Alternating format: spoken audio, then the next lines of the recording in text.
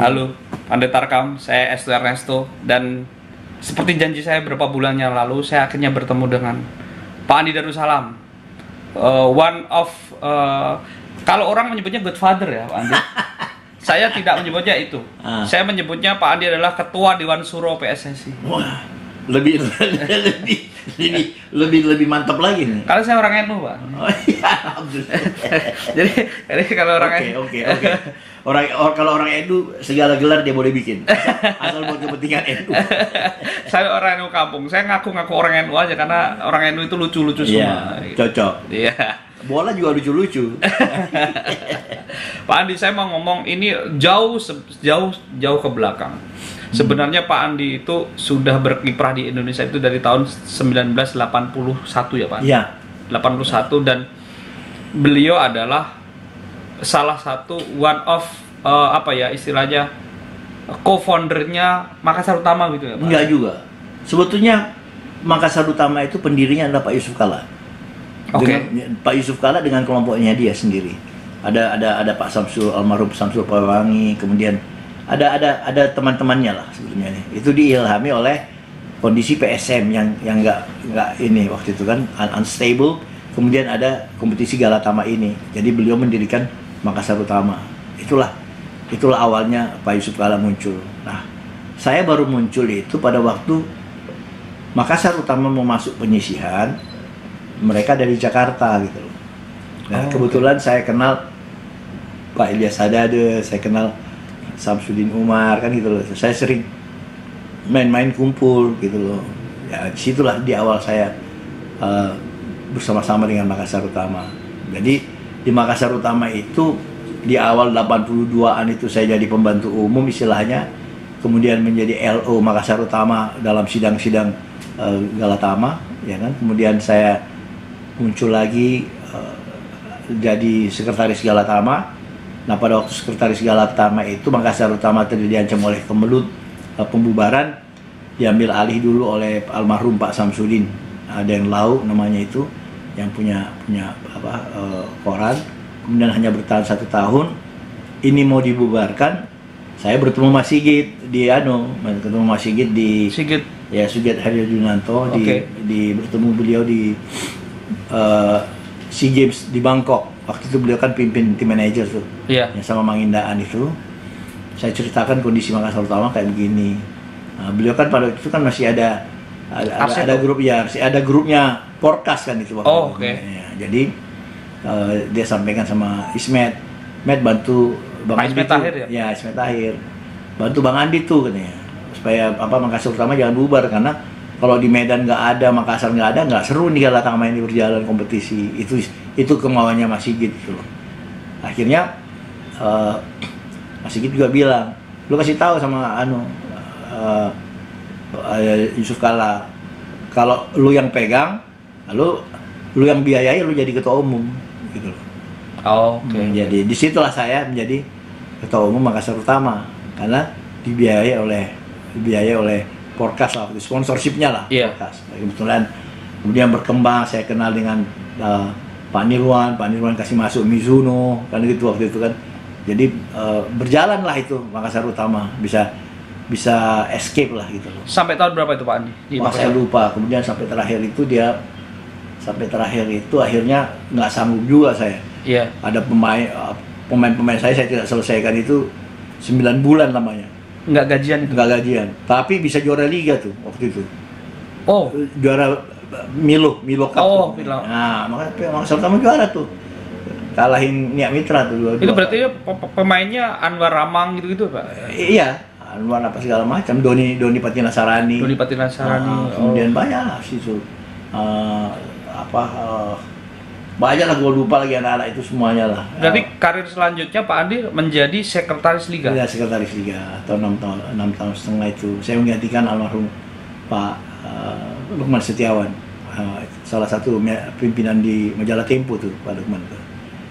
Pak Lukman itu yang pertama berarti? Iya, itulah orang-orang yang sebetulnya pelopor terlahirnya Galatama itu bersama-sama almarhum Kadir Yusuf.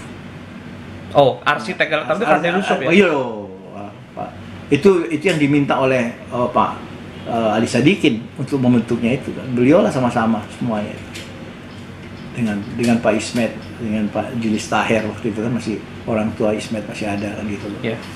Pak Andi, Galatama itu kan semi pro, tapi waktu itu lebih rapi sebenarnya penanganannya karena memang itu apa sih Pak Andi yang di era itu?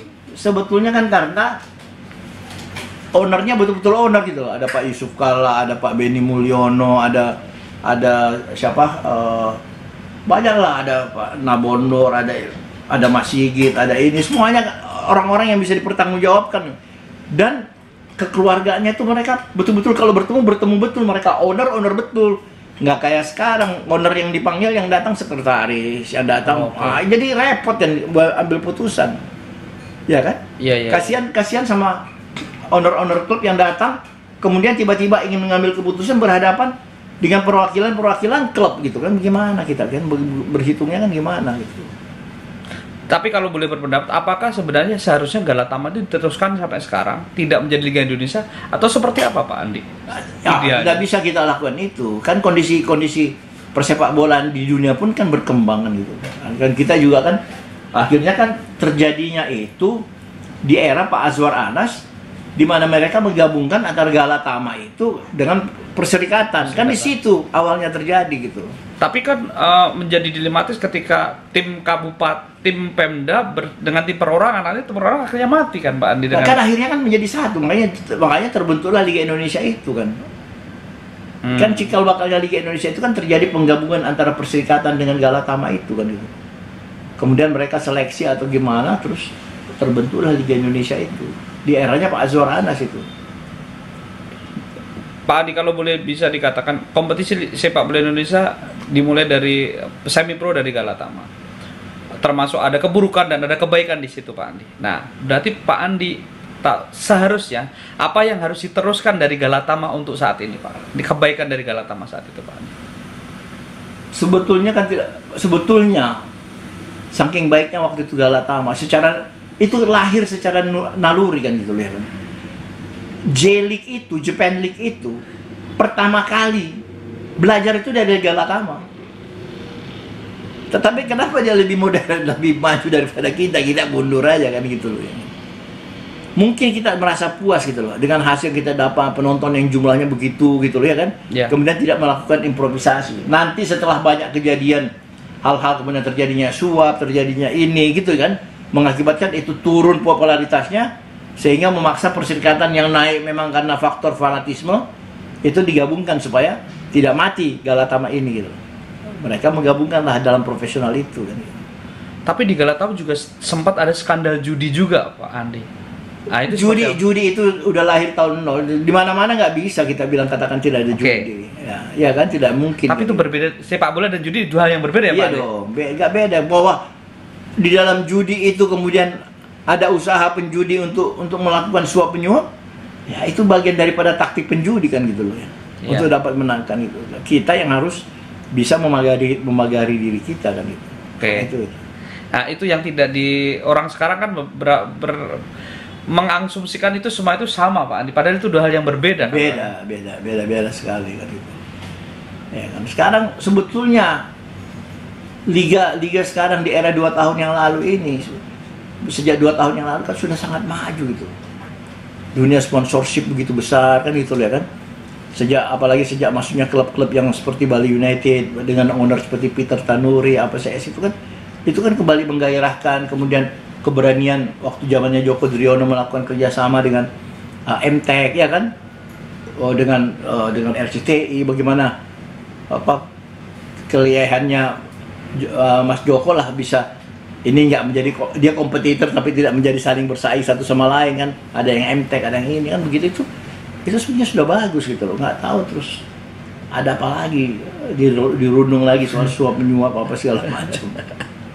Mungkin perlu belajar sejarah kali Bang Andi ya. Jadi sejarah yang baik dan buruk itu tetap menjadi pelajaran sejarah bagi anak-anak muda yang hidup pada zaman milenial pada saat sekarang. Ini penting Bang Andi, ini sesi pertama penting Bang Andi. Nanti sesi kedua kita ngomongin timnas Bang Andi ya. Iya oke. Terima kasih. Saya Made Tarkam, nanti kedua ngomongin soal timnas sama Bang Andi. Siapa sebenarnya pemain kesayangannya Bang Andi? Siapa sebenarnya nanti? Ini nanti Bang Andi.